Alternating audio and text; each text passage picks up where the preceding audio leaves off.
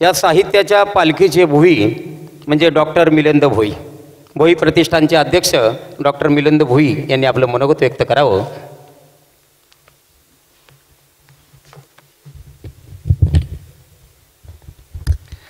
मला वाटतं की माझ्या वाटणीचे 5 मिनटं ताईंना दिले असते तर जास्त बरं झालं असतं.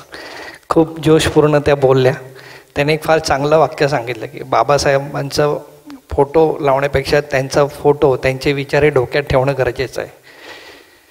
बाबासाहेबांची जयंती ही विचारांची जयंती व्हायला पाहिजे, ती संस्कारांची जयंती व्हायला पाहिजे.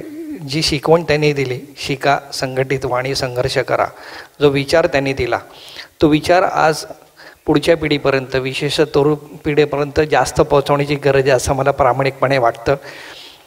साहित्य संमेलन म्हटलं की माझ्या अंगावर काटा येतो, कारण सगळ्यात जास्त वाद जर कुठल्या समाजाच्या घटकात असतील, सोनग्रा साहेब मला माफ करा, तर ते साहित्यिकांमध्ये आहेत.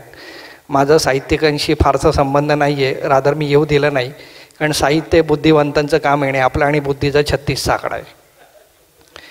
वाद कसा घालावा आणि कसा पेटवावा याचा जर ग्रंथ लिहिला गेला तर त्याच्यामध्ये अनेक साहित्य संमेलनाचे रेफरन्सेस आपल्याला वाचायला घ्यावे लागतील, त्याच्यावर एक प्रबंध पण होऊ शकतो.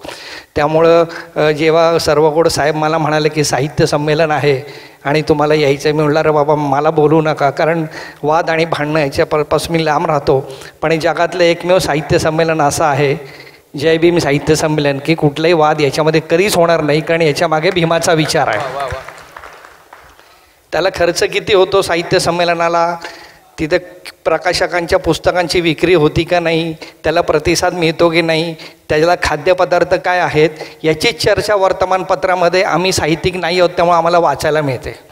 आणि राजकीय पक्षाचं किंवा पुढाऱ्यांचं किंवा मंत्र्यांचं किंवा तिकीट वाटताना जसं लॉबिंग होतं तसं लॉबिंग, त्याच्यापेक्षा जास्त लॉबिंग हे अध्यक्ष कोणाला करायचं याच्यामध्ये केलं जातं, कारण मी त्या सिस्टीमचा एक भाग आहे, मी फार जवळून पाहिलं आहे. एखाद्या नामवंत साहित्यिकाला सन्मानाने अध्यक्षपद दिलं गेलं आहे किंवा मिळू दिलं गेलं असं कधीच फारसं पाहायला मिळत नाही. आपला त्याच्यामध्ये अधिकार आहे, पण एक कॉमन मॅन म्हणून मी माझी भूमिका मांडतोय. या सगळ्या पार्श्वभूमीवर जो विचार आज या जय भीम साहित्य संमेलनाने दिला, मला असं वाटतं की इथे संख्या जरी मर्यादित असली तरी इथून जाणारा प्रत्येक माणूस हा विचार समाजामध्ये घेऊन जाणार आहे. त्यामुळे इतर कुठल्याही संमेलनापेक्षा हे संमेलन मला जास्त महत्त्वाचं वाटतं, कारण याच्यामध्ये बाबासाहेबांचा विचार आपण घेऊन जात आहोत. आज जगाला युद्ध नको बुद्ध हवा ही विचारसरणी देण्याची गरज आहे. आपण बघताय गेली अनेक वर्षे युक्रेन असेल, हमास असेल, रशिया, इस्रायल, प्रगती आपण कशासाठी केली, विज्ञानाचा वापर आपण कशासाठी करतोय, हा प्रश्न सर्वांनी विचारणं गरजेचं आहे. लोककल्याणासाठी जर तो विज्ञान वापरता येत नसेल आणि त्याचा वापर जर बॉम्ब बनवणं आणि ड्रोन हल्ल्याने जर निराधारांचे जीव जात असतील तर त्या विज्ञानाची आणि त्या प्रगतीचं काही सोयरसूतक आम्हाला नाही आहे.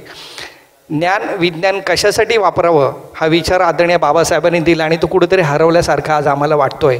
हा हरवलेला विचार सोडण्यासाठी राम सर्वगोड आणि त्यांच्या सर्व सहकाऱ्यांनी जे काही साहित्य संमेलन घेतलं आहे, मी त्याला शुभेच्छा देतो. आणि बाबासाहेबांच्या विचाराचा एक भोई होण्याचं भाग्य मला लाभलं म्हणून मी स्वतःला सुदैवी समजतो.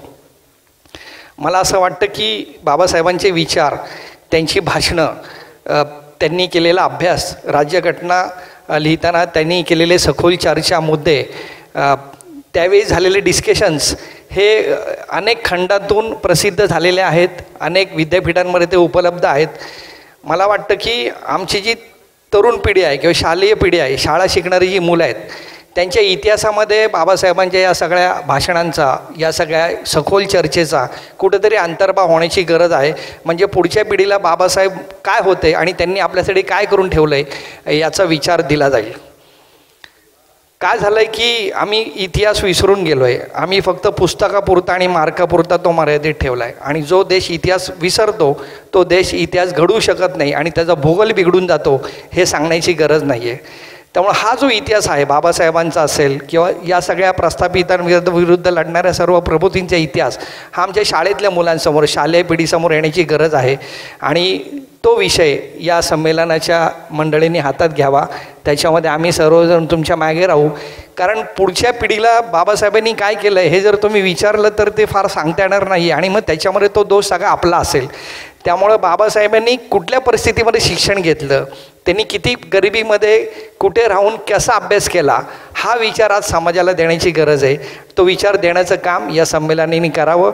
पुढच्या वर्षी मी असं सजेशन देईल की जयंतीचे काही दिवस आधी हे आपण संमेलन घेऊया, त्याचं स्वरूप अगदी व्यापक करूयात आणि समाजामधले आणखी विचारवंत जे आहेत, ज्यांनी वेगळं काहीतरी काम केलं आहे, ज्यांनी या समाजाला दिशा देण्याचं काम केलं आहे, अशा व्यक्तींना बोलूया. म्हणजे खऱ्या अर्थाने महात्मा फुले, बाबासाहेब, अण्णाभाऊ साठे, वामनराव कर्डक असतील, दादासाहेब गायकवाड असतील, या सर्वांचं काम तरुण पिढीसमोर जायला पाहिजे, रादर ते जाईल याचा विचार आपण करूयात.